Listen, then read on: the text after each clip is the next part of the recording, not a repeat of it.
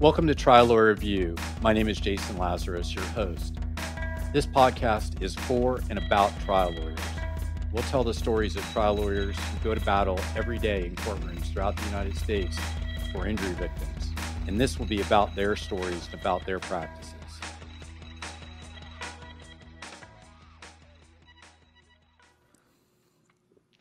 Hello, everyone. I'm Jason Lazarus, your host for Trial Lawyer Review. Thank you for tuning in today for another episode. Trial Lawyer Review is brought to you by Synergy Settlement Services. In full disclosure, I'm not a professional podcaster. My day job is the CEO of Synergy.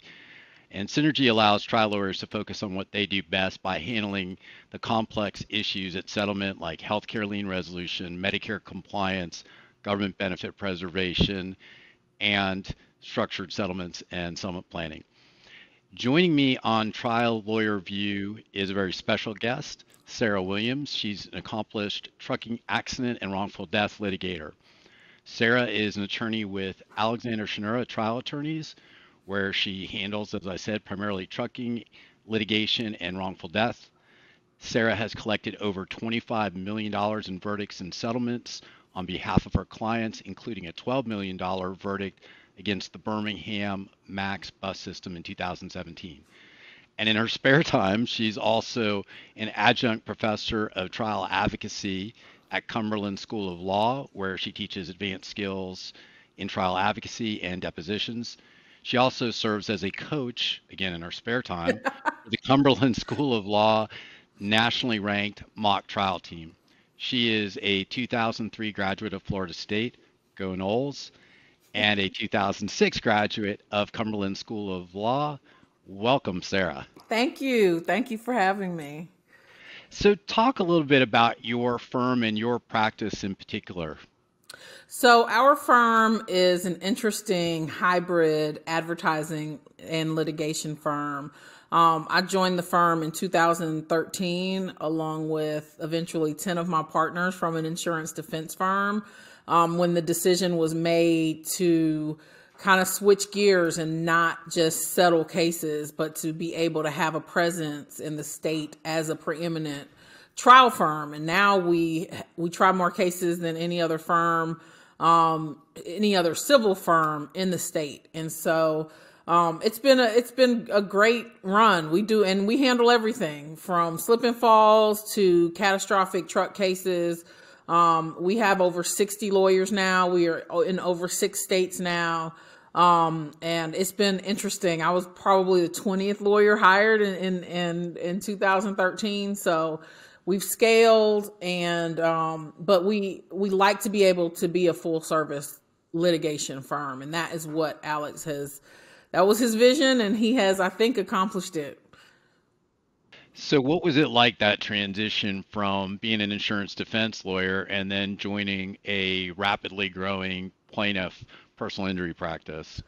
It's been so much fun. I tell folks all the time, like, I am having the most fun I've ever had practicing law. I will say, and I tell all my defense lawyer buddies, like, y'all have no idea. I work harder than I ever worked on this side of the V, because there are all those things that we didn't have to deal with as defense lawyers. The liens, right? Subrogation, Medicare, all those things that we don't have to think about. But then also in terms of managing your clients, you are getting them a lot of times when they are dealing with the worst thing that has ever happened to them. And so that has, been a growth and kind of learning that skill set on how to manage that. But yeah, it's been fun. I don't miss billing hours and drafting reports. So yeah, I was doing insurance defense work before I got into the settlement services world, and the billable hours thing just killed me, on top of just not loving what I was doing, just representing big insurance companies or big companies, like I did Walmart workers' comp defense work. And, I just thought, hey, I'm part of the problem, not part of the solution. But, on the plaintiff side, you get the opportunity to really be part of that solution. But, it's interesting that you mentioned just this, this idea of we're dealing with people when they've experienced something catastrophic, life-changing, oftentimes, and that's something I really try to emphasize with our team is the importance of empathy and realizing that we have the opportunity to do some good for somebody that's really at a low point where they're transitioning from having gone through typically grueling litigation. And I was involved in a pretty significant accident in 2016, and I got to experience all that firsthand. And I tip my hat to all of you who are trial lawyers and litigators who have that person from that point, that low point, and try to take them from a place where they've been injured significantly or someone's been killed, and figure out a way to secure compensation for them. It's a pretty important function that you serve.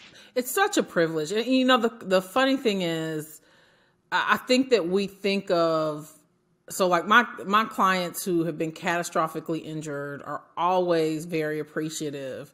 But I think what has been most humbling for me is even, in a soft tissue car wreck case, like for so many people, having a vehicle, especially in the South where we don't have mass transit that's very efficient, having a vehicle is your lifeline. It's you got to have one to get groceries if you live in certain places.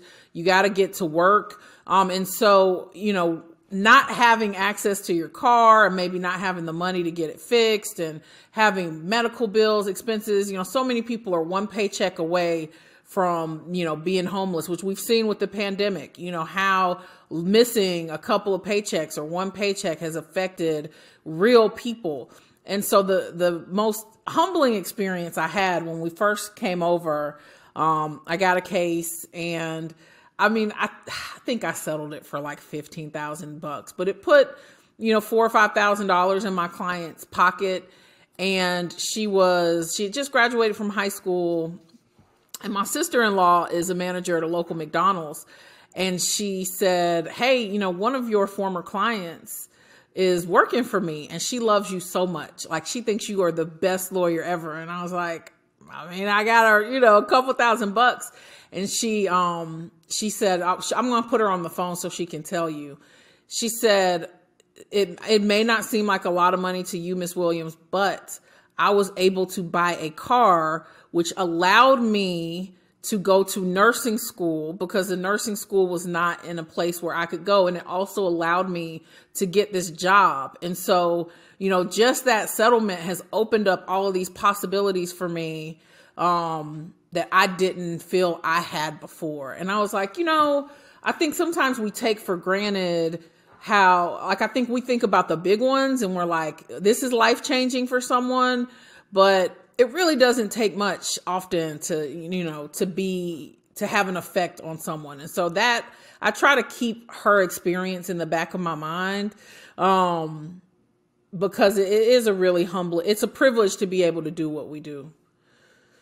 Yeah, I agree. And that's, I talk about that a lot, that fact with our lien resolution team, because if they get a lien waived or a significant reduction on an ERISA plan or Medicare, Medicaid, whatever it might be, those are dollars that go directly to help that person, whether it's to buy a car so they can get further education, like you talked about for your client, or additional care they might need if they're, more catastrophically injured. It's, we're fighting big insurance or the government to get more dollars put into that person's pocket who needs them a lot more than, an ERISA plan, for example. That's right. I always have that argument with insurance defense lawyers. It's like, well, you can get a reduction. And it's like, you know what? The person who gets the benefit of that reduction should not be the person who caused the injury, right? So I'm not going to factor that reduction in my negotiation, and you should not either. Yeah. Yeah, exactly. So what led you to become a trial lawyer in the first place? Did you know you always wanted to be a lawyer? No, I didn't. I love to read. I was an English lit major, but back then I didn't really like little kids. And so I knew I didn't want to teach English. And so my counselor was essentially like, well, for your skill set, because math is not your thing. For your skill set, I recommend law school. And I was like, okay. And I did my research, and the fastest growing job is a corporate lawyer. So that was my plan. I went to Cumberland. My plan was to apply for the MBA. They have a joint degree program after my first year. And that's where I was headed, because my research had shown that was the fastest growing field for lawyers. And I had a great mentor in law school who was, at that time, he was the third year. He was the chief judge of Cumberland's Trial Advocacy Board. And he made me do the first year mock trial competition. I had no plans to do it. And I did it, and I loved it. You know, it was just, it was such an amazing experience for me. And so after that, I did more competitions and tried out for the team. And so I knew coming out of law school, I wanted to try cases. And like, it really didn't matter for me. I knew I didn't want to put people in jail, so I didn't want to be a prosecutor. But other than that, like at the time where I graduated, it didn't matter where I went. I just knew I wanted to try cases. So that's kind of informed like my decision making in my career. Can you talk a little bit about what it's like being a black female attorney in Birmingham, Alabama? What have your experiences been like? It's kind of weird because there are so few of us. Obviously, the largest concentration of black women lawyers in Alabama is Birmingham. And I am lucky enough to have a very close-knit group of friends from that community. But it can be frustrating. I think, the thing that we deal with the most is in terms of being pigeonholed at firms. And I was blessed to not be. And I appreciate the firms I worked with not only assigning me to cases in predominantly black counties, or not only bringing me out when the client who is worried about diversity is around. So I think there's a huge risk of that. And then there's, the good old boy network that exists, and here in the South, it's called the good old boy network. It exists in every state in the union. And so so that's one of the struggles. And then there's also this, I think that we internalize this idea that I can't be myself, right? And so for a lot of, and I see this with a lot of my students who are black women, you put on this voice and it's almost like a mask, and you kind of close up. And so you're not vulnerable. You don't want to expose your real self to your firm. You don't really trust them with being who you are. And I think that holds us back. And so I really try to preach, and that's kind of been my thing on my platform. Like, you have to live authentically whoever you are. And that has served me well. I try cases from the top to the bottom of the state. I actually joke with Alex that for some reason, he has decided I rarely get assignments in predominantly black counties. Most of the cases that I have are North Alabama, which tends to be pretty conservative. But what I have found is, I think when you are comfortable with who you are and you are just authentic in front of a jury, I think that lawyers factor in race too much when evaluating what a jury is going to do. I think at the end of the day, like, if you're just a normal person, most of us have similar experiences. And like, if you're just real, people are going to react to that, and people are going to appreciate that, and people are going to listen to you. But if you sound like they can tell that you're not yourself, so I think that's a struggle that we have, just because, we've grown up with that fear of being authentically ourselves. And are you going to be perceived as the angry black woman? And, at a certain point, yeah, I'm just going to be me. And if you think I'm angry, then okay, I can't control that, And so that has served me well. But those are the things that can be problematic for black women lawyers in this state. So I don't want to get too political on you, but the last 4 years seem to have really polarized the country, and in my opinion, were just very negative times. I'm curious if you felt any impact in Alabama as a result of sort of what's gone on nationally, which seems to have taken a step back, unfortunately, for the country. So, as much flack as we get in our state, I will say, I think that we are more accustomed to having overt conversations about race because the civil rights movement, was founded here. And so I think that I have had some, even if I don't agree, and even if I have a ton of friends who are conservative leaning, but we are able to have like good conversations and like not scream at each other and not hate each other and not, unfriend each other on Facebook. And I do think it's because we are uniquely situated to have dealt with we've been having those conversations for a long time in this state. And so I don't think we felt it as acutely as certain states where they've kind of been pretending for some years that everybody's kind of kumbaya. And then we learned the last 4 years that there are a lot of people in a lot of states that were blue that hold some viewpoints that are not necessarily consistent with the principles we thought they had. And so I think that's really the problem is, the states where they weren't having the conversations, everybody's kind of just been going along.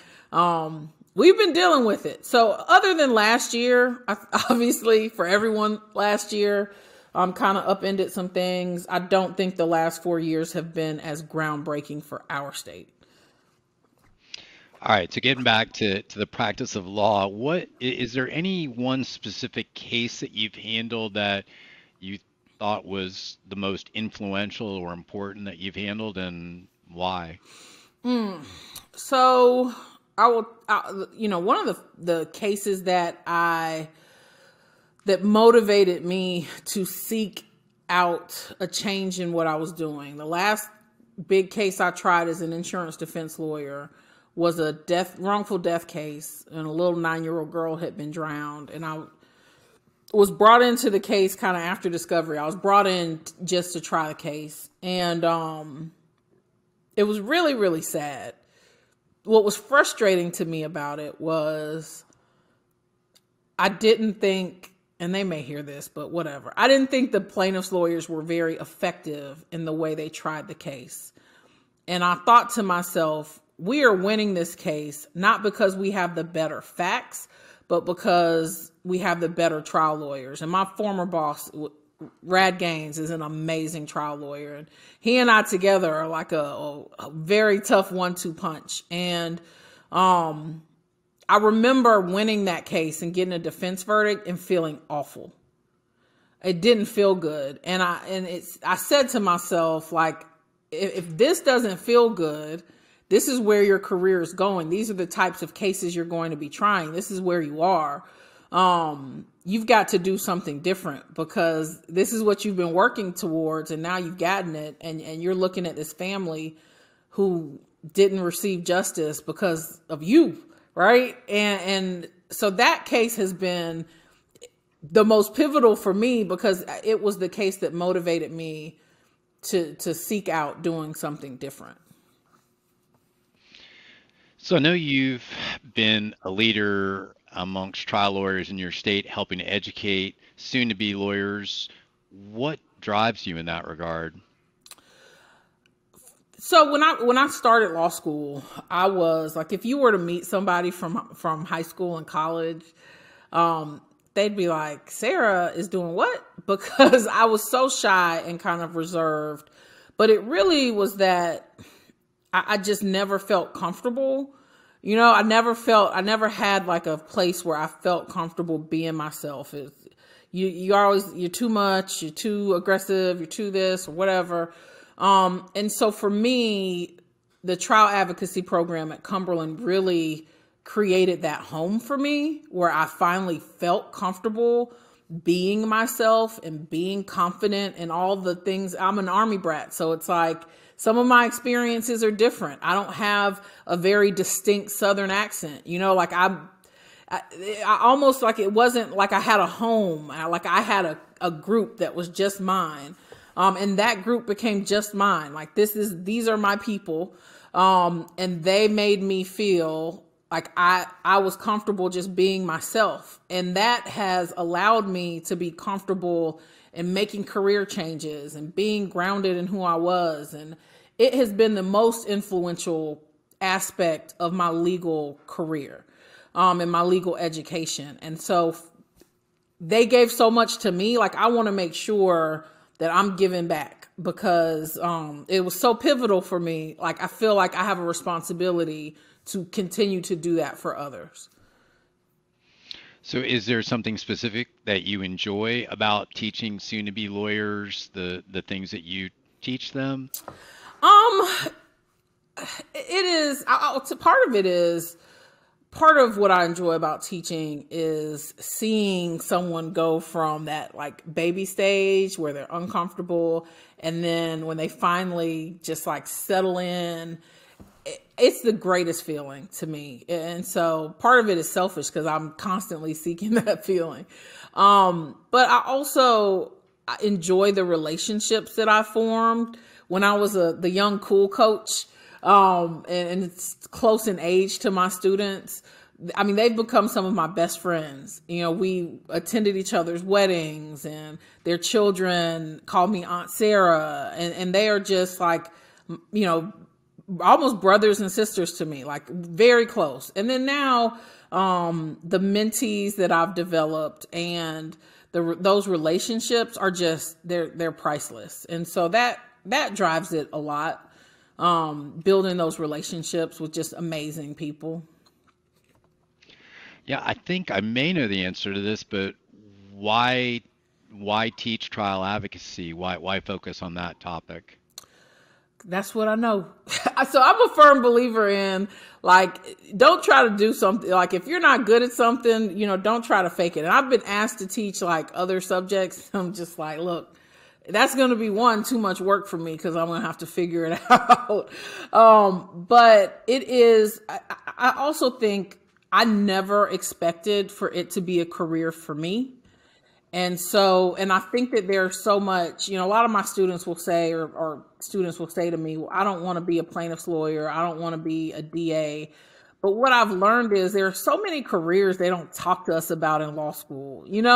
There's IP litigation, there's banking litigation. Like, I think having that skill set opens up just an amazing opportunities for people. And it's something, I just think the traditional law school, you got to work at this defense firm. I mean, I'm sure it was like that at your law school. Like, everyone, like, if you didn't get a job at a defense firm, it was like shame on you. I guess you're going to have to go do these other things. And now that, we're 15 years out, the people who went and did the other things are so happy, And so I really enjoy, I enjoy teaching. When I'm done practicing, that's probably what I would do full time, because I see myself as being like the really old lady who's still in the game, God willing. So that's what I enjoy teaching. And it is the thing that I like the most. I have found, and I've taught some classes on subjects that I didn't really love. Like, I teach a depositions class, and I love 30B6 depositions, but I didn't love teaching. And so I kind of have put that to the side. So yeah, that's a long way of answering that question. So another question related is, what is the mock trial experience like as a coach for an experienced litigator as yourself? Are you super critical, or are you, able to divorce yourself from thinking along the lines of, this is what I would be doing, and realizing that they don't have that knowledge base? Yeah, I'd be interested to hear how my students answer this question. I am tough on them. I'm tough, but I'm also in a very loving way. The primary thing that I think eventually, most students get the form. Like, they understand how to ask a question. They understand how to write a cross-examination. The biggest struggle that we really have in coaching and in teaching is in getting these students out of the mindset that they have to try to pretend to be something else. I coach with a judge in Tuscaloosa County, and Judge Jim Roberts, and he always says, the worst thing that you can do to become a lawyer is the one thing you have to do to become a lawyer, and that is go to law school. Because we all have this idea of we're programmed this idea of what lawyers sound like, and a lawyer sounds like this, and you don't sound like a lawyer. When the reality is, in my opinion, whatever it is that you sound like is what a lawyer sounds like, because you are a lawyer. There is no lawyer voice. And so that's what we struggle with a lot, is getting our students, one, to feel comfortable with themselves and who they are. But then also, I think so many lawyers don't cross into what I call greatness because they are so closed off. And I don't know how you do what we do and you can't emotionally connect. Like I believe being vulnerable and emotionally connecting with your client and with the case is imperative to really doing a good job and advocating for your client, irrespective of what side of the V you're on. And I think that it's like ingrained in us that you're a lawyer and you have to be objective and objectivity. And so often people become emotionally closed off. And I think there's a difference from viewing facts objectively and being able to evaluate both sides to not emotionally connecting with your client's case and your client's injuries and your client's situation. Like, I don't know how people stand up and argue for damages when they view their clients, their cases and their experience without connecting to it. So that is a big aspect of what I harp on. And I always tell my students, I'm gonna get Brene Brown on you. Like, we're gonna go deep. And there's probably gonna be a class where you feel like crying, or practice where you want to cry, which is okay. Like, we know we've broken the wall. Because I think so many people are closed off. And so that, I am tough for sure. But I don't try to create little Sarahs because I have an ego. There will never be another Sarah Williams. I tell them, like, you're not going to be me and you don't need to be me. Like, you need to be you. So that's my teaching philosophy. It's interesting that idea of connecting, and how do you connect as a lawyer, to that person's case? Because when I had my accident, that was sort of one of the things that went through my mind, is I really never truly understood, and I, sat through thousands of mediations with people that have been seriously injured, but I really didn't have such an understanding until I actually have been through it. The ability to connect and be able to convey that person's case is incredibly important, and I think an acquired talent over time that successful trial lawyers, the ones that I've worked with, seem to have that part figured out. I agree. I think that it is the thing, and it's a difficult thing to do, to connect emotionally, but then you also have to be removed enough that you can view your bad facts, if you've got some bad facts, right? And in such a way, to adequately evaluate and realistically evaluate your case. I think that is why what we do is so hard.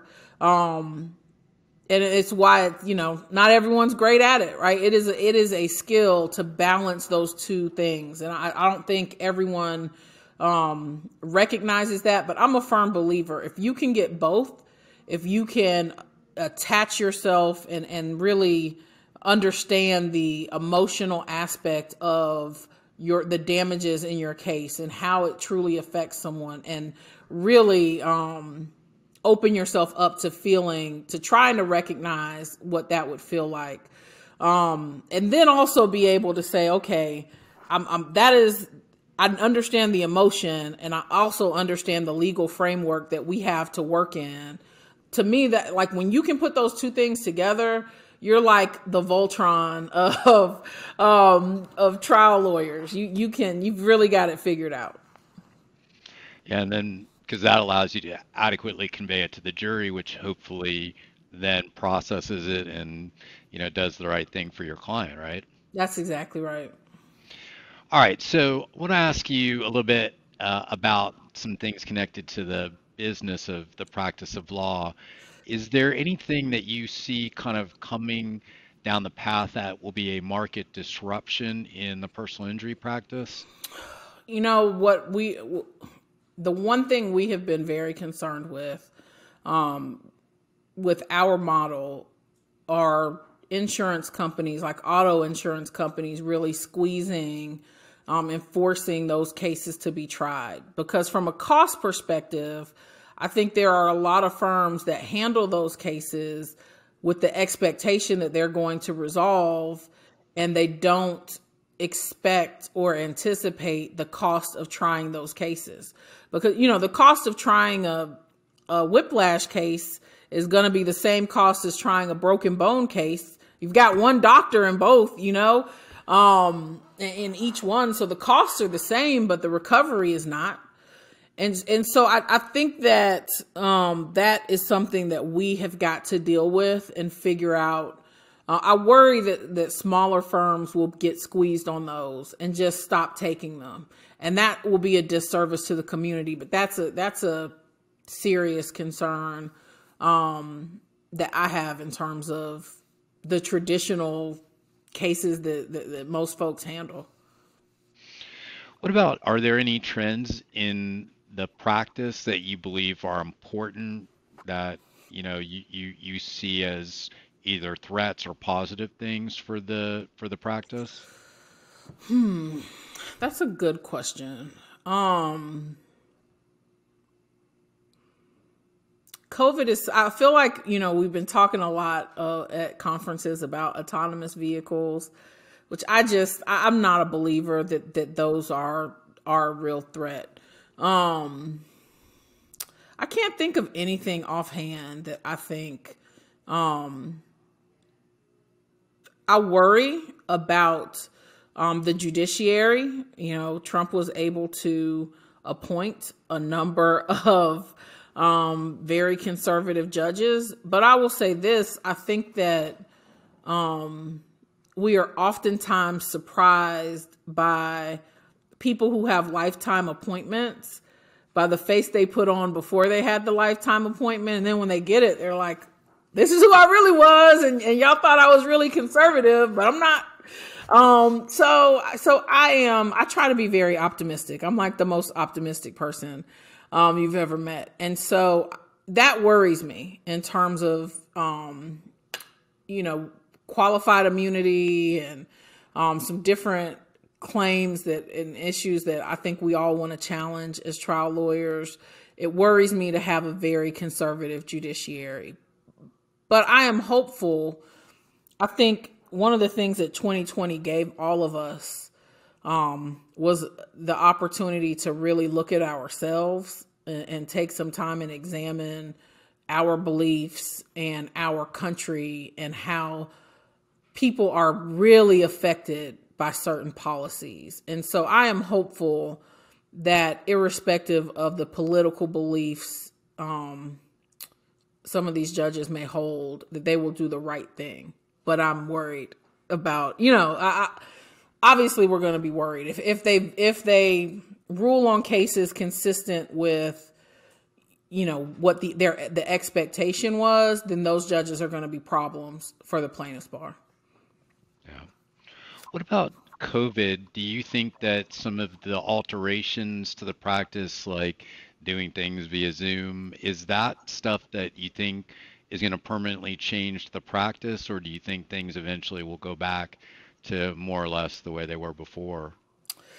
I don't know. I would imagine that there are a lot of insurance companies saying to themselves, hey, you didn't have to incur the expense of flying to California, and you took a fairly effective deposition, and we were able to move this case. I honestly would hope that is what comes out of all of this, because what I have found, I mean, I have taken 50 plus Zoom depositions in the past year. What I appreciated about our state bar is they came out early saying, y'all have a responsibility to keep these cases moving. I know in a lot of states, lawyers stuck their heads in the sand. And so that was helpful for us. But I worry that, as a former defense lawyer, that people are going to want to have that billable time with the traveling and meeting with somebody in person. And so I worry that even though it will be more efficient, that it won't really latch on. But for me and my clients, it's, if I can save them the cost of a flight to California and, those deposition costs on top of it, plus meals and rental cars and, all those things that are incurred in those cases, if I can do it and effectively litigate their case, I think it's in their best interest. What does concern me about COVID in the courts are, most courts, if they handle both criminal and civil, are obviously, because there's a constitutional right in criminal cases to a speedy trial. If they are trying cases, they are criminal cases. And there's a sprinkling of courts that have been trying some civil cases. We've had a couple tried here. They didn't go so well. In the smaller counties, they went surprisingly fine. But in like Jefferson County, which is where Birmingham sits, I think that we still need to figure out how we're going to do this. But I really worry about not having that leverage, saying, well, okay, cool. We'll just file the case and try it. And typically it was a year and a half and we've got a trial date. And now I'm having to tell my clients, if I file it today, I expect a trial date in 2022, but realistically, it'll probably be 2023 before we actually get this case tried, because you've got all the cases from last year, that did not get tried, and they got to get tried before this one. You've got all the cases that were set for 2021 that then have to be tried. And so the delay in justice is going to be significant. And that's a real problem with COVID. Yeah. Curious, being involved in your firm's leadership from a business aspect, what do you think is the most important thing for lawyers to understand about operating a law firm?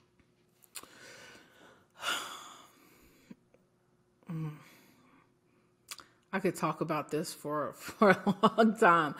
So I think several things. My biggest takeaways from being in leadership: you have to focus on your people. I think that most firms keep people on for too long, right? That need to go somewhere else, that really aren't a great fit, and just trying to force it. And so I think it is important that the people who represent your firm are aligned with your firm's goals and what you are attempting to achieve. Because if they are not, you end up wasting time dealing with the problems created by people who are not in alignment with your vision of the firm.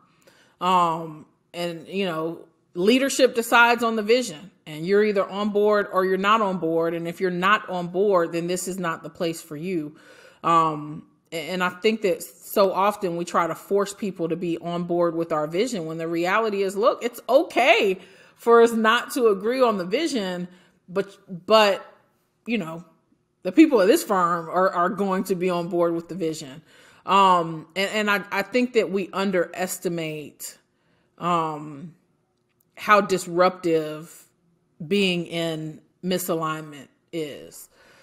So that on the kind of personnel perspective. From a growth perspective, I think a lot of law firms during COVID scaled back and kind of like squirrels. Like I'm gonna dig my hole. I'm gonna put my nuts in my hole and I'm gonna cover it up, and then I'm just gonna sit and like shiver, and not be aggressive. And these are the times where I think you need to be aggressive. I mean, Alex, our firm has, we've built the reputation for being a billboard. He's the billboard king, which didn't help much during COVID, right? So then, now he's the king of digital marketing. But he was very aggressive last year, which caused me a great deal of stress, but we were very aggressive. We bought a firm in New Orleans, a firm in Boston, a firm in Houston, in Dallas, in Nashville, in Memphis, and really brought on a good number of lawyers. And we've been okay. I think that you got to just continue. You can't operate from a place of fear. And so many firm owners do that. They let go of their staff, right? We picked up some great employees, because if you just got to keep pedaling. You got to keep pedaling. It will all be okay. We will figure it out. And we have, and we haven't missed a beat. And have we had some dips? Yes. But, we're going to push through it. And so I think, just not running your business from a place of fear is such an important point to make. Yeah, I'm a student of culture and in the workplace, and one of the things that I've continued to harp on is our mission and making sure that people that join our company know that our mission is to improve the lives of catastrophically injured. And if you don't want that, if you don't want to be of that kind of service, then you're in the wrong place, right? And that idea of having people that really buy into your mission and vision is such an important thing. And we were aggressive too last year. We kept expanding and we hired more people when most were simply, like you said, kind of crawling into a shell. And I think those are important things to have long-term success in what you're doing, especially when you're in a growth mode too. I think those two things put together are what pushes you through tougher times like we've had. Absolutely. Absolutely.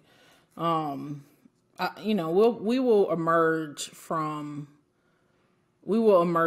this, and your business will either emerge from it better or, you not. But I think all of that starts with leadership. And if you portray fear, then your team is going to be afraid, right? And so I think we have to convey that aspect of, safety and calm. Things are going to be okay. We'll figure this out.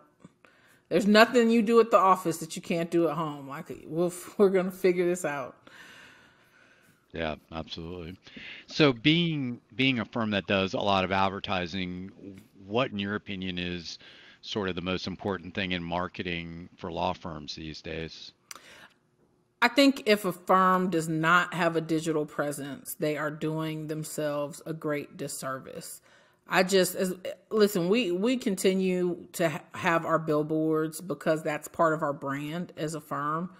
And it also, keeps competition from getting those billboards. But the reality is, and think about with television. I mean, we're still on TV a lot, but most folks are cutting the cord with cable. And so I just think the traditional aspects, the traditional avenues of advertising are changing. And what I like about digital advertising is the buy-in is not as expensive as a billboard or a TV spot in certain markets. Our market is surprisingly one of the most competitive television markets for lawyer advertising in the country. And so if you are just starting out or you have a smaller firm or you have a smaller advertising budget, you don't have it. You can't compete in that space. But I mean, anyone with any sort of budget can compete in the digital space, and that's what I really like about it. And it's been very odd to me that more firms have not examined digital marketing as a viable advertising option for their firms. Yeah, I follow Alexander on LinkedIn and I see he's constantly doing stuff and getting content out there, but also personal stuff too, which is really kind of cool to see somebody utilizing that platform as a way of, deepening their, market position. I I agree with you. There's really very few firms that are doing it like I've seen what Alexander's doing. Yeah, it is. One of the gripes we get, and we'll see how it all shakes out. We've got some new proposed bar rules. I am a firm believer that through digital advertising, our clients and potential clients have the opportunity to really figure out who we are. If you go to my Instagram, which is public, you know where I've spoken, you know where that I teach, you know that I'm, out on an inspection, you know that I have a husband and a little girl, and you know more about me than in order to make an informed decision than you traditionally would just saying, well, hey, my buddy Sara is a PI lawyer. You should call her. And then you go to the website and that tells you a little bit, and so that's one of the things we really developed with him. We thought about people know of you as the billboard guy, right? They know of you as the TV guy, but he's such an amazing person. I will tell you, he has been one of the most, I feel like in life, you get these like pivotal people that you meet. And Alex is he's an amazing mentor. He's a really good friend.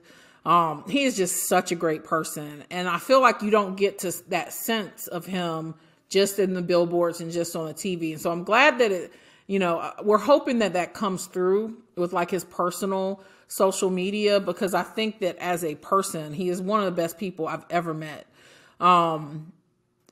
People need to know that, when evaluating whether to hire our firm.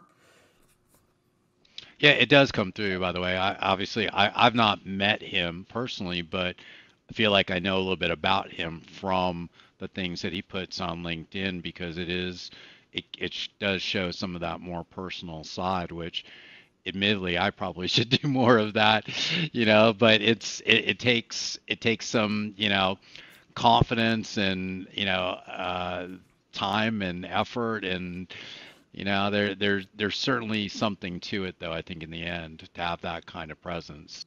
It is definitely time consuming.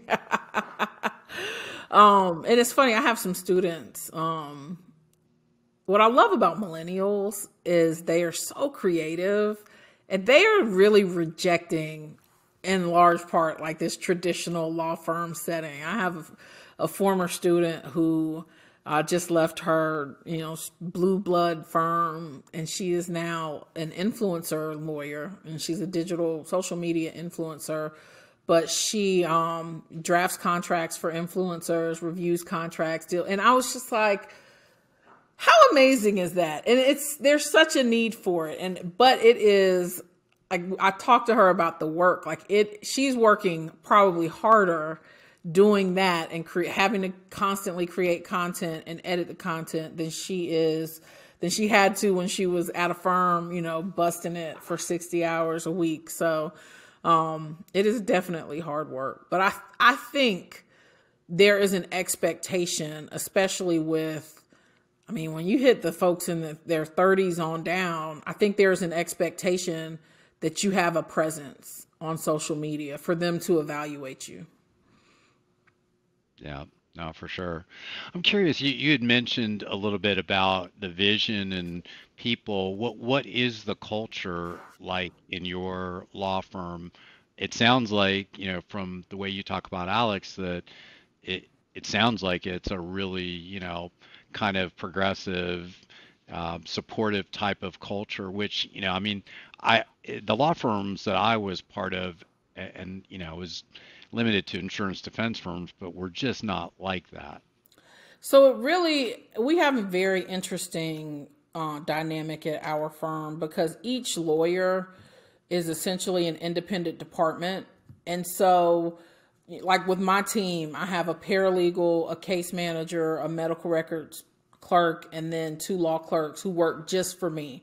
And so we're kind of confined. We have our own little culture. And so you'll find that at our firm, our culture kind of varies from department to department.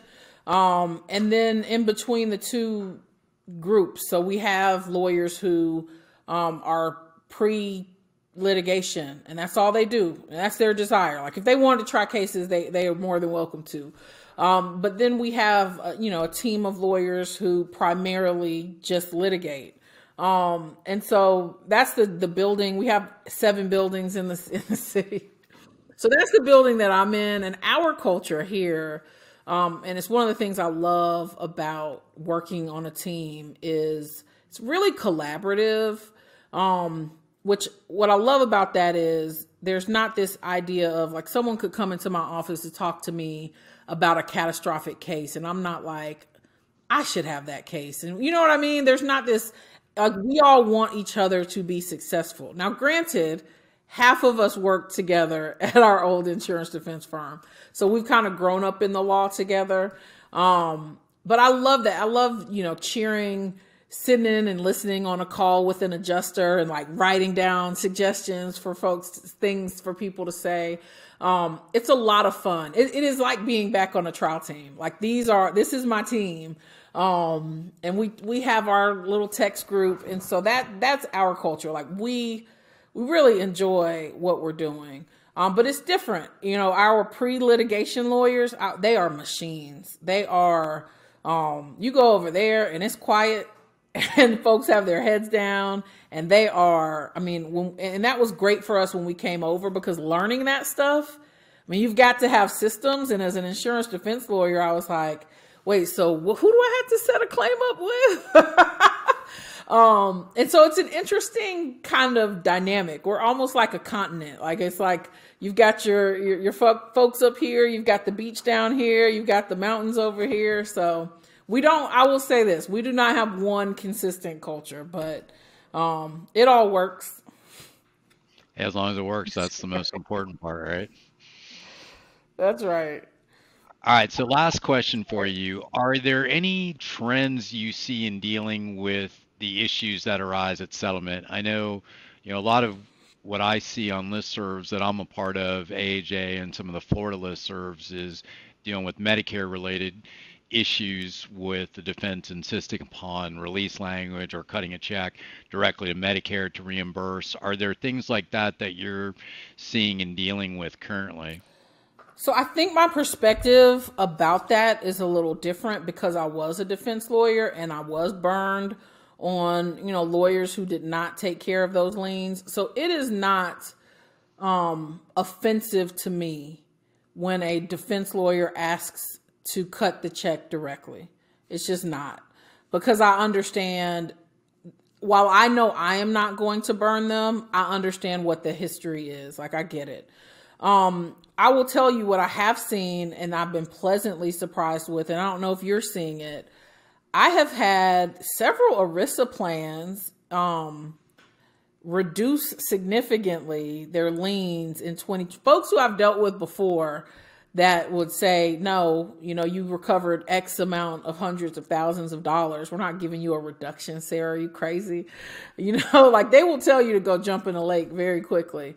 And I don't know if it's COVID or, and if they are attempting to put more money in the hands of people. I don't know what has happened, but I have seen pleasantly a shift.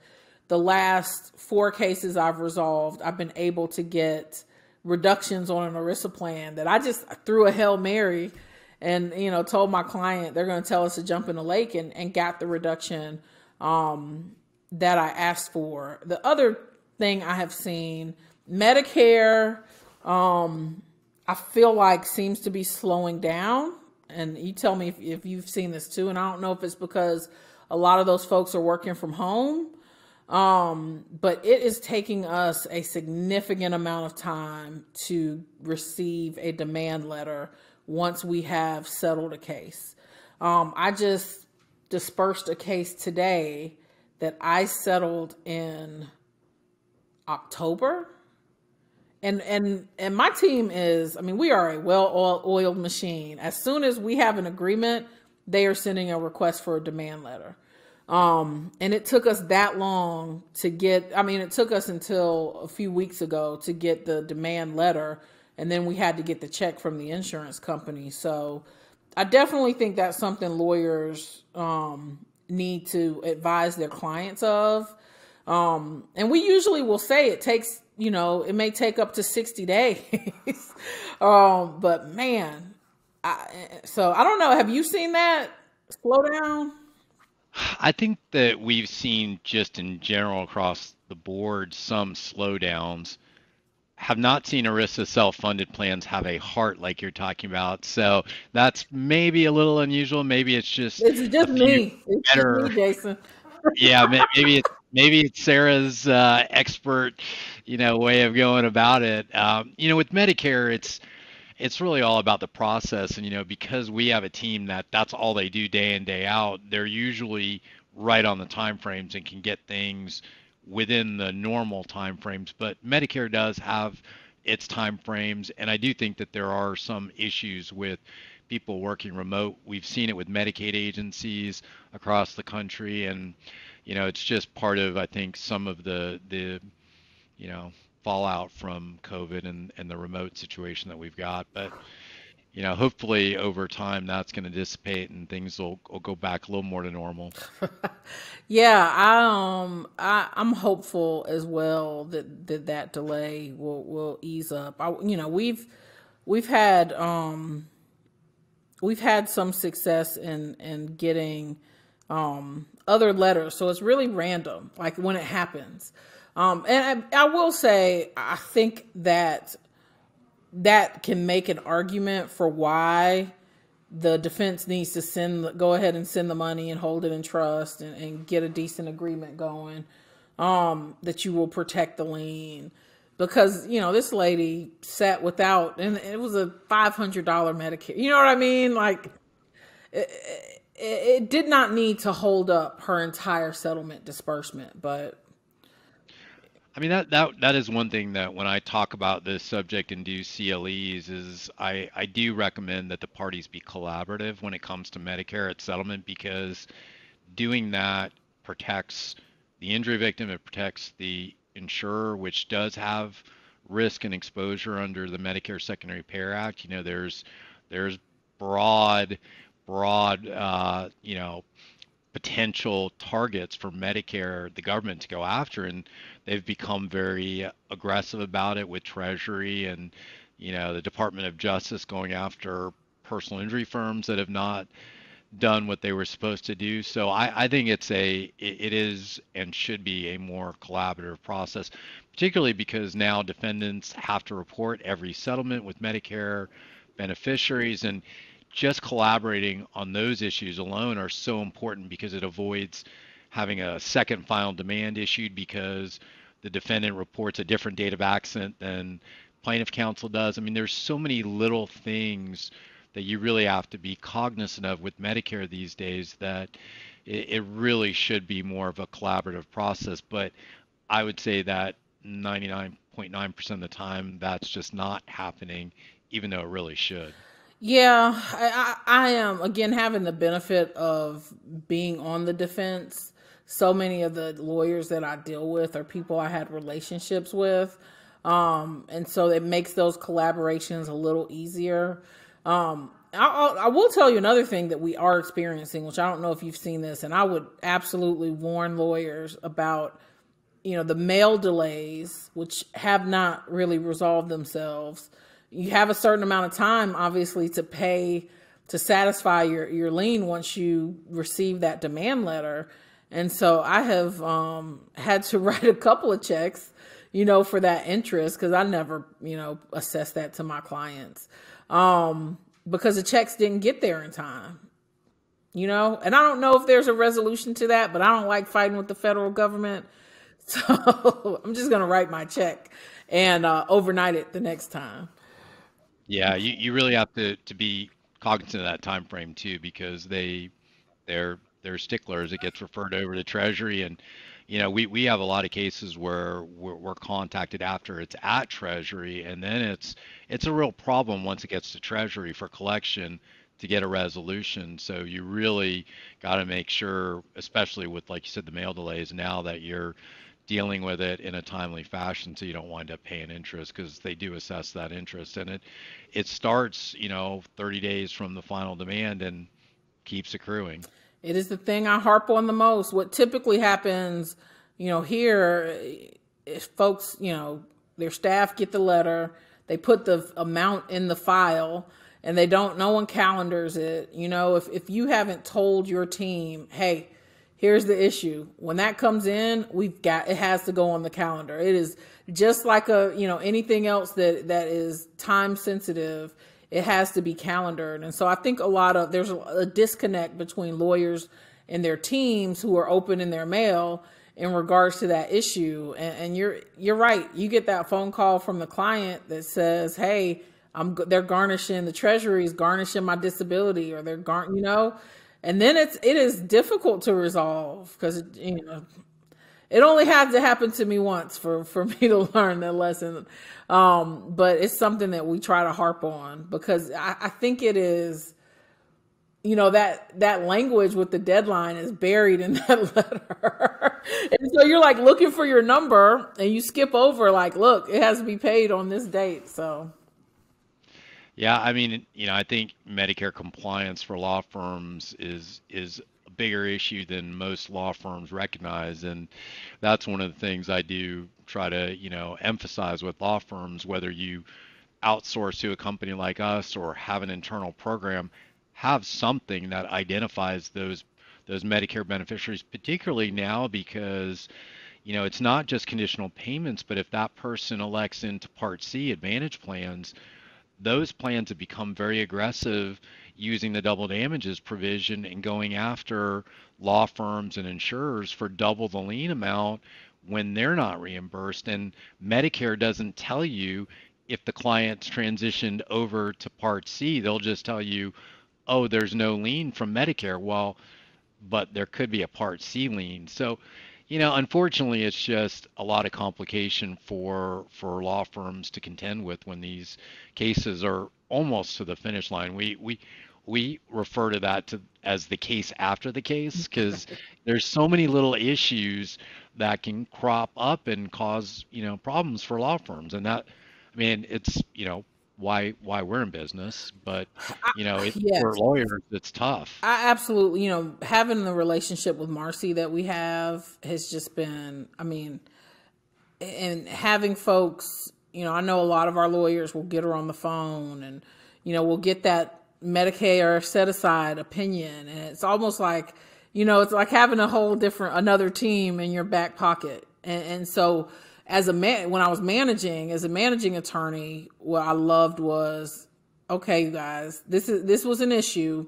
And so I'm going to educate the entire firm and bring someone in that can speak to us about it and talk to us about what to be on the lookout for. And so we, have on our intake side, make sure that we say to folks, go to your wallet and pull out every insurance card you have and take a picture of it and text it to me. Any insurance card that you use, send that to me. And I think if you deal with it on the front end, what I have seen is, in the desire to be more automated, I think because lawyers are not, like when I was coming up, I'm sure you as well, when medical records came in, I reviewed them. I poured through them. I could spot on a medical bill, oh shoot, Medicare Part C, or this is, something we need to deal with. I think, and I appreciate, the idea that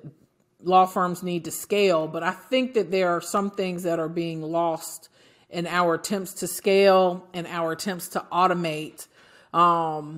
that we are missing with our staff. Like, yes, it's great to have someone to do it, but you have to educate them on what they need to be looking for. You can't just expect it to happen, innately. So That's great advice. I mean, that's part of what I talk about too is, at intake, make sure that you're doing your your detective work, know exactly what benefits that client's receiving, because not only for liens, but also, if they're on Medicaid, making sure that you don't destroy their eligibility. So it's critical that that part of just the intake process and knowing exactly what you're dealing with and then updating it when you get to settlement, because sometimes people, move between different benefits or become eligible for additional benefits during the litigation. So that really is critical to make sure ultimately that you cover your bases. right. Well, that's a great place to stop. Thank you to my guest, Sara Williams, for joining me today on Trial Lawyer Review, and tune in next time for the next episode. Thanks for tuning in to Trial Lawyer Review. You can find more at triallawyerreview.com and look for more episodes and more content coming in the future.